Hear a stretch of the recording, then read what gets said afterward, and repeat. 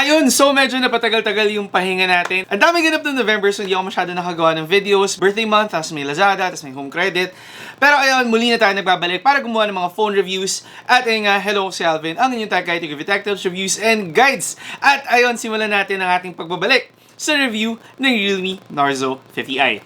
Tara, try natin to.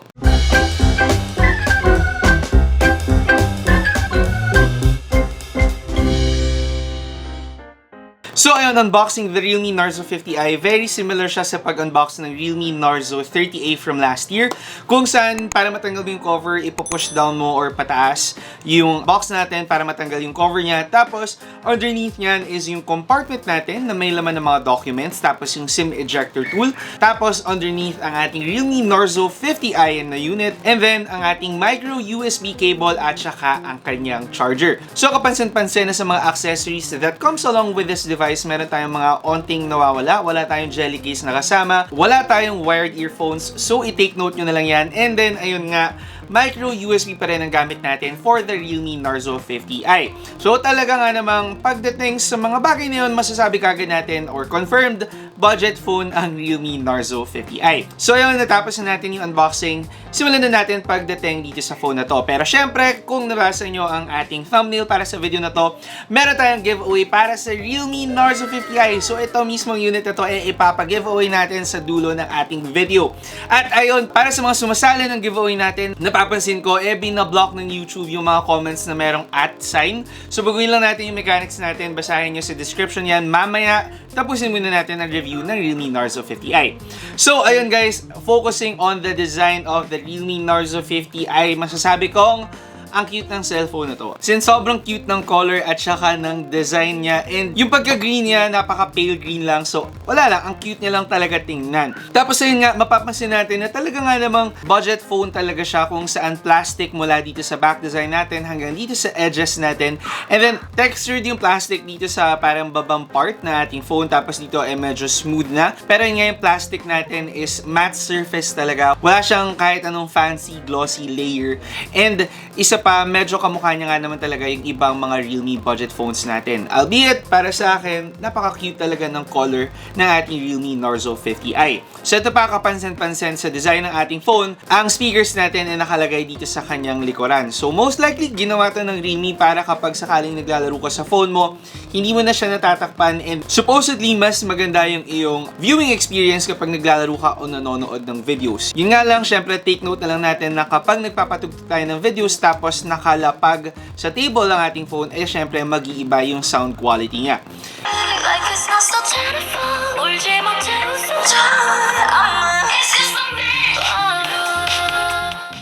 Anyway, going back sa design ng ating phone, pagdating sa mga edges naman ng ating REALME Narzo 50i, nandito sa ating right side ang kanyang power button, ang kanyang volume buttons, tapos sa left side ang SIM card tray ng ating phone, and then dito sa bottom part, dahil nga yung speakers natin na nandito sa likod, andito ang ating micro USB port na lang at saka ang kanyang audio jack or ang kanyang headphone jack. So, another thing about sa REALME Narzo 50i, again nga, note natin na naka-micro USB cable tayo. Again, yung kadalasan na makukuha natin mula sa mga budget phones. So, para naman sa viewing experience natin on this phone, meron tayong isang 6.5-inch HD IPS LCD display. Again, another normal feature naman na makukuha natin mula sa mga budget phones. So, nothing special sa screen niya. Masabi kong okay lang na naman siya. Yung brightness, yung average naman para sa phones at this price point. Tapos, ayun, para nga sa audio na ating phone, masasabi kong good enough naman siya, pero still nothing special for the REALME Narzo 50i.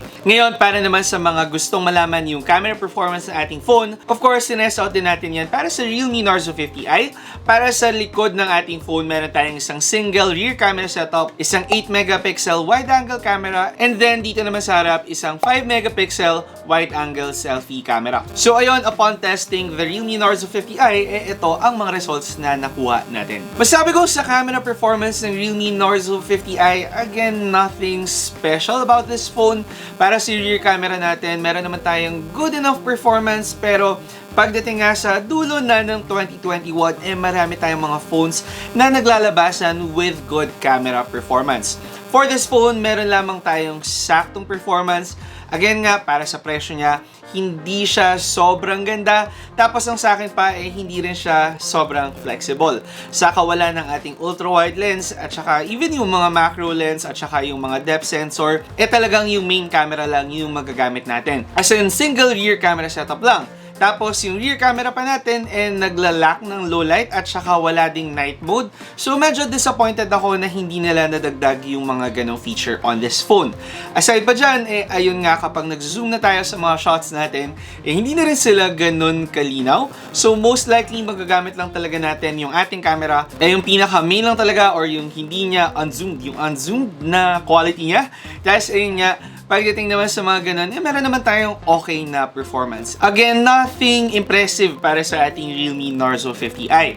Dito naman sa harap, meron naman tayong okay na selfie camera, pero ang kapansin-pansin sa mga photos talaga taken with this phone, medyo soft sila for my taste. Para sa akin, mas makakaganda sana ng quality kung ginawa nilang mas sharp yung post-processing ng mga photos nila. Pero, ayun nga, take it as it is. It's a budget phone. For videos din, ganun pa rin yung qualities na may expect natin. Again nga, stabilization is not present. Tapos, medyo pixelated yung video quality na makukuha natin on this phone. So overall, pagdating sa camera performance ng Realme Narzo 50i, not at all impressed on this phone. Again, to be expected on a budget phone. Pero yun nga, given na nasa dulo na tayo ng taon at naglalabasan yung mga talagang value for money budget phones, medyo magsastruggle ang Realme Narzo 50i sa ganitong aspeto. Pero again, chinek out din natin yung gaming performance ng Realme Narzo 50i at ayun nga, ito yung specs na meron tayo on this phone. So for the Realme Narzo 50i, hindi disclosed or wala talagang brand yung processor na ginamit nila. Meron siyang octa-core processor on this phone, tapos meron tayong 4GB of RAM and then 64GB of internal storage.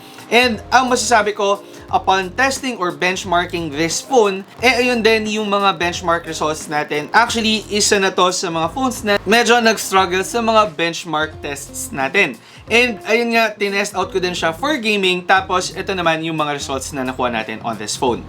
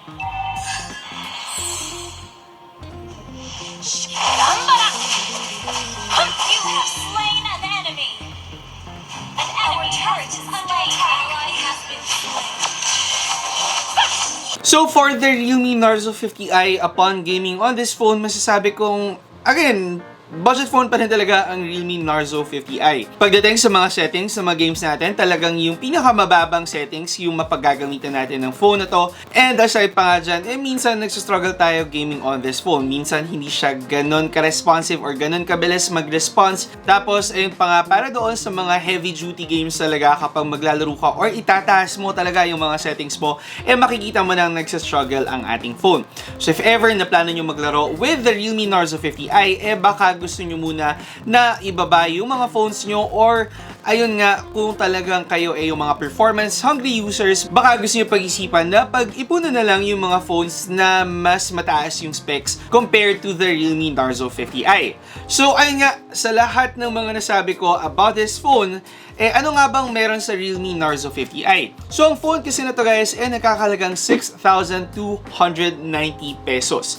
At sa presyo na yon, ang Realme Narzo 50i na ang isa sa mga pinakamurang phones na na-release ngayong taon. And knowing Realme pa, talagang madalas din naman silang magbigay ng mga promo. So, most likely, makukuha nyo pa ang Realme Narzo 50i at a much lower rate. And sa performance na napakita ng phone na to, given na ang dami nang na-release na phones this year, masasabi kong medyo magsastruggle ang Realme Narzo 50i compared to its competitors. Considering na pagdating sa mga benchmarks natin, medyo mas mababa yung kanyang mga performance. Tapos yung mga games din, medyo mababa din talaga yung settings na makukuha natin. And finally, sa mga photos, hindi rin ganun ka-flexible ang Realme Narzo 50i. Masasabi kong isang utilitarian phone talaga ang phone na to. Na if sakaling kayo naghahanap ng isang phone na talagang, ayun nga, nasa mababang budget range at very strict tayo sa ating budget na ayaw nyo nang lumagpas ng 6,290 pesos at yun na talaga yung sagad ng inyong budget at naghanap kayo ng isang reliable quality phone, maganda na talaga na Realme Narzo 50i ang piliin natin. Pero ayun nga, take note lang na pagdating sa performance, magkakaroon tayo ng compromise on this phone. Ibig sabihin ba na to na hindi magandang phone ang Realme Narzo 50i? Hindi, kasi pagdating sa gaming at pagdating sa camera performance, it gives enough naman talaga what we can expect mula sa performance ng phone at this price point.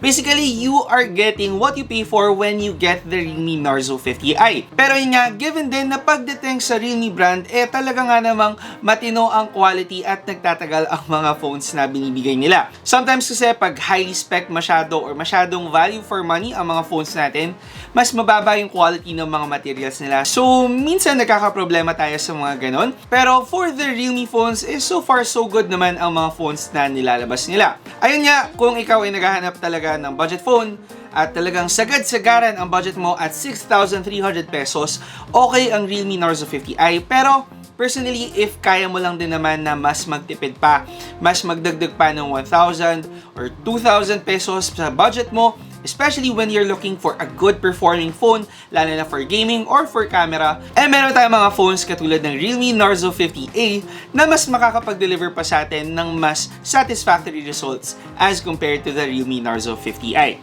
Anyway guys, yun na ang masasabi ko para sa phone na to. And ayun nga, dahil nasa dulo na tayo, sasabihin ko na para sa phone na to, ipapamigay natin ang ating Realme Narzo 50i. Dahil nga Pasko, kakatapos na ng birthday ko at na-miss ko kayong lahat, ito ay isang, again, giveaway video. And if sakaling gusto nyo mapanalunan ang Realme Narzo 50i, of course, mag-subscribe kayo dito sa ating channel, i-follow ang ating iba't ibang mga social media accounts, and syempre, i-comment nyo na rin down below bakit nyo gustong mapanalunan ang Realme Narzo 50i, and isama nyo ang inyong Instagram account kasi doon ko kayo i-message, pero tanggalin nyo yung at doon sa simula para tingnan natin kung mag-workout this time. If hindi, i-message ko na lang kayo or magre-reply ako personally dito sa comment nyo sa YouTube. Anyway guys, yun na ang ating video para sa Realme Narzo 50i. Hopefully natulungan kayo ng video na to na malaman kung ito na nga ba ang tamang phone na para sa inyo. Ayun, December na. Merry Christmas sa inyo lahat. Again, kung meron kayong mga questions, suggestions, o kaya negative reactions sa ating video, i-comment nyo na lang yan. Tapos, kung hindi ka pa nagsusubscribe sa ating channel, syempre mag-subscribe by clicking the subscribe button down below at i-hit nyo ang bell icon para ma-update kayo whenever I post videos. Again, ako si Alvin, ang inyong tech guide to give tech tips, reviews, and guides. Miss ko kayo lahat. See you next time. Ingat!